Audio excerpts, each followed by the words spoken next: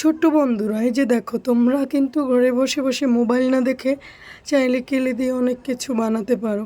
মোবাইলে তোমাদের অনেক ক্ষতি করে, সেটা তোমরা বুঝতে পারো না, তাও মোবাইল দেখতে চাও। এই যে দেখো, কি সুন্দর কেলে দিয়ে আমার মেয়ে বাসায় বসে বানাচ্ছে, কেলে দিয়ে ফুল বানাচ্ছে। দেখো, তোমরাও চাইলে কিন্তু ট্রাই করতে পারো এভাবে বিভিন্ন ফুল। এই যে দেখো, কেলে দিয়ে কিভাবে ফুল বানাচ্ছে।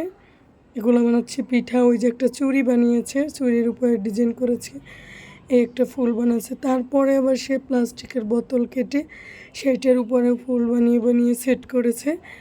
এগুলো যখন সে পড়ালেখার ফাঁকে সময় পায়, বাসায় থাকে, তখন এগুলো ট্রাই করে। এইভাবে ও তেমন একটা বাইরে দুষ্টুমি করে না, পছন্দ করে না, ফোন দেখে না, মাঝে মাঝে ফোনে এই সমস্ত জিনিস দেখে কিভাবে কি বানানো যায়, এগুলো সে ট্রাই করে। চাইলে তোমরাও ওর মতো কিন্তু এইভাবে ট্রাই করে বানাতে পারো।